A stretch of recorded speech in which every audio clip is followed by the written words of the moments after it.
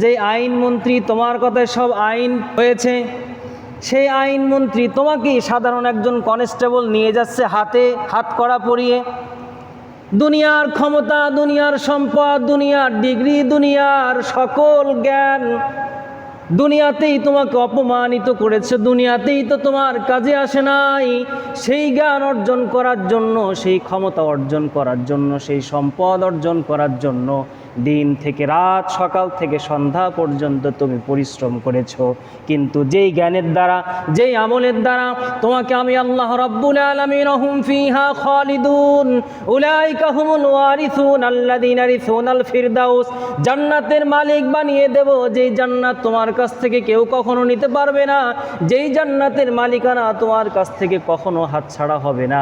সেই জান্নাতের জ্ঞান অর্জন করার জন্য, আল্লাহর পথে চলার জন্য তোমার একটুও সময় বুঝি হয় না। আমাকে একটু বলো, যৌবনকাল কোন পথে অতিবাহিত করেছো?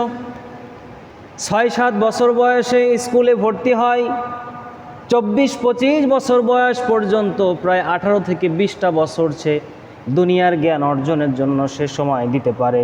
কিন্তু আল্লাহ রাব্বুল আলামিনের কোরআনটাকে সহি করে পড়তে মাত্র 2 থেকে 3 মাস, সর্বোচ্চ 5 থেকে 6 মাস সময় লাগবে। এই 6 মাস তার সময় হয় না। আল্লাহ রাব্বুল আলামিনের কাছে এই কথার, এই প্রশ্নের উত্তর দিয়ে তারপরে আপনাকে পা বাড়াতে হবে। যৌবনের শক্তি আমি দিয়েছিলাম, আল্লাহ তাআলা জিজ্ঞেস করবেন, যৌবনের শক্তি আমি দিয়েছিলাম, তোমাকে কথা বলার শক্তি দিয়েছিলাম, চলাফেরা করার ক্ষমতা দিয়েছিলাম। যদি তোমার চলাফেরা করার ক্ষমতা না থাকতো, সমাজের কেউ তোমাকে দাম দিত না। কথা যদি তুমি বলতে না পারতে, সমাজের কেউ তোমাকে দাম দিত না। তোমাকে যদি বোবা হিসেবে দুনিয়ায় পাঠাতাম, সমাজের মানুষ তোমাকে দাম দিত না। 2 চোখ অন্ধ করে যদি দুনিয়াতে পাঠাতাম, দুনিয়ার কোনো মানুষ তোমাকে দাম দিত না। কারোর সাথে তুমি আড্ডা দিতে পারতে না, দুনিয়ার মানুষ তোমাকে অন্ধ বলে অপমান করত। তোমাকে যদি পাগল বানাতাম, দুনিয়ায় কোনো বন্ধু খুঁজে পেতে না, দুনিয়ার কোনো সংসার তুমি খুঁজে পেতে না। মুহাম্মদ রাসূলুল্লাহ সাল্লাল্লাহু আলাইহি ওয়াসাল্লাম বলেন, 5টি প্রশ্নের উত্তর না দেয়া পর্যন্ত কোনো আদম সন্তান যেখানে দাঁড়িয়ে থাকবে সেখান থেকে তার পা বাড়াতে পারবে না। 1 নাম্বার হলো, সারাটা জীবন তুমি কোন রাস্তায় ব্যয় করেছো, কিভাবে কাটিয়েছো? নিজের মন মতো চলেছো নাকি আল্লাহ রাব্বুল আলামিনের হুকুম অনুযায়ী তোমার জীবনটাকে চালিয়েছো? 2 নাম্বার হলো, তোমার যৌবনকাল কোন রাস্তায় ব্যয় করেছো, আমোদ ফুর্তি করে ব্যয় করেছো নাকি আল্লাহ রাব্বুল আলামিনের হুকুম মেনে তোমার যৌবনকালকেও অতিবাহিত করেছো?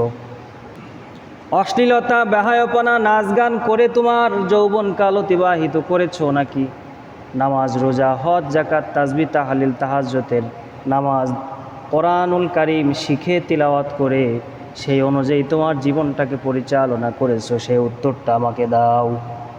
যৌবনের শক্তি আমি দিয়েছিলাম, আল্লাহ তাআলা জিজ্ঞেস করবেন, যৌবনের শক্তি আমি দিয়েছিলাম, তোমাকে কথা বলার শক্তি দিয়েছিলাম, চলাফেরা করার ক্ষমতা দিয়েছিলাম।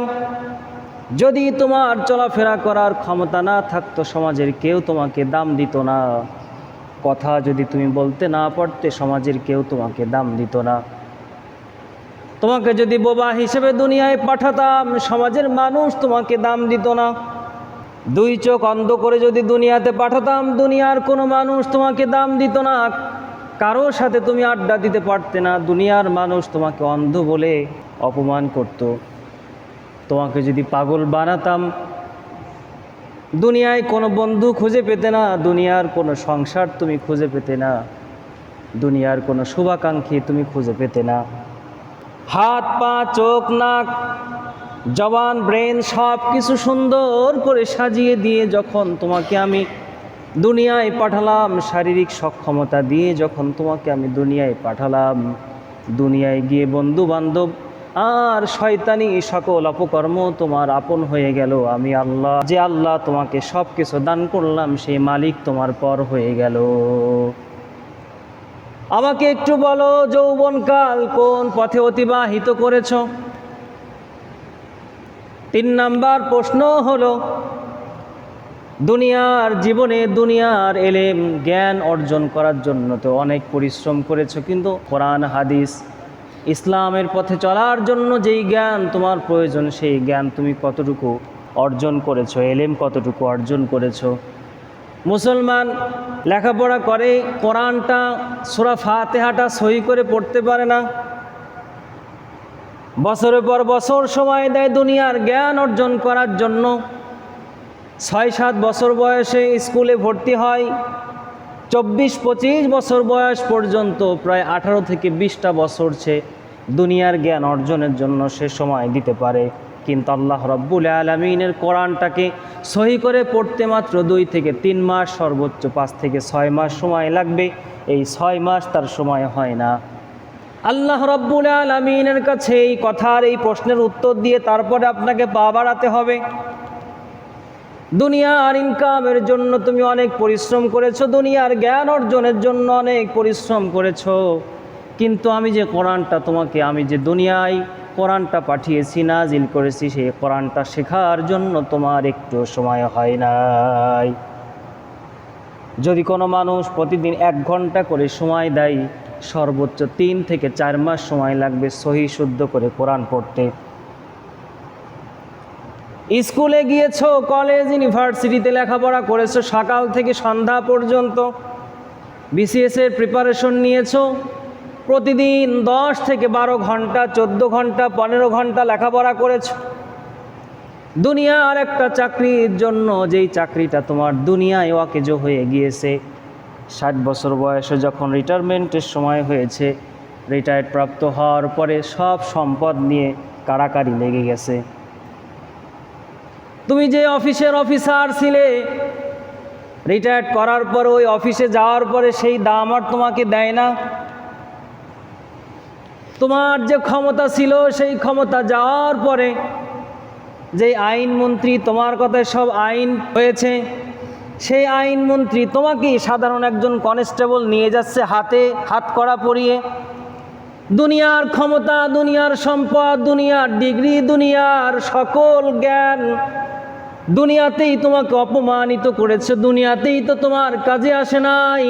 সেই জ্ঞান অর্জন করার জন্য, সেই ক্ষমতা অর্জন করার জন্য, সেই সম্পদ অর্জন করার জন্য দিন থেকে রাত, সকাল থেকে সন্ধ্যা পর্যন্ত তুমি পরিশ্রম করেছো, কিন্তু যেই জ্ঞানের দ্বারা, যেই আমলের দ্বারা তোমাকে আমি আল্লাহ রাব্বুল আলামিন হুম ফিহা খালিদুন উলাইকা হুমুল ওয়ারিসুন আল্লাযীনা ইয়ারিসুনাল ফিরদাউস, জান্নাতের মালিক বানিয়ে দেব, যেই জান্নাত তোমার কাছ থেকে কেউ কখনো নিতে পারবে না, যেই জান্নাতের মালিকানা তোমার কাছ থেকে কখনো হাতছাড়া হবে না। সেই জান্নাতের জ্ঞান অর্জন করার জন্য, আল্লাহর পথে চলার জন্য তোমার একটুও সময় বুঝি হয় না। এখন একটু বলো, কতটুকু জ্ঞান অর্জন করছে, সেই জ্ঞান অনুযায়ী কতটুকু তুমি আমল করেছো? হযরত আবু দারদা রাদিয়াল্লাহু তাআলা আনহু বলেন, সবচাইতে ভয় হয় আমার আল্লাহ রাব্বুল আলামিন যদি আমাকে ডেকে জিজ্ঞেস করেন, ওগো আবু দারদা, দুনিয়াতে যে আমি তোমাকে এত নিয়ামত দান করেছি, এই নিয়ামত ভোগ করেছো, ভক্ষণ করেছো, এর বিনিময়ে তুমি আমার আমল কতটুকু করেছো? এই আমলের হিসাব দিয়ে তুমি আবু দারদা জান্নাতে যাও। আমার ভয় হয় আমার রব যদি আমাকে বলেন, আবু দারদা তুমি আমাকে পাওয়ার জন্য কতটুকু চেষ্টা করেছো?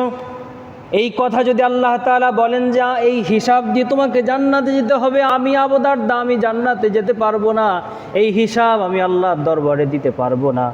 আবু দারদা রাদিয়াল্লাহু তাআলা আনহু বলেন, মানুষ যদি জানতো মৃত্যুর পর কত কঠিন অবস্থার সম্মুখীন তাকে হতে হবে, তাহলে পৃথিবীর মানুষ পেট ভরে খাইতো না, নিশ্চিন্তে রাতের বেলায় ঘুমাইতো না, ঘর বাড়ি সব ছেড়ে এসে পাহাড়ের চূড়ায় গিয়ে আশ্রয় নিত, আর নিজের জীবনের কর্মকাণ্ডকে চিন্তা করে সে শুধু কান্নাকাটি করে জীবনটা কাটিয়ে দিত।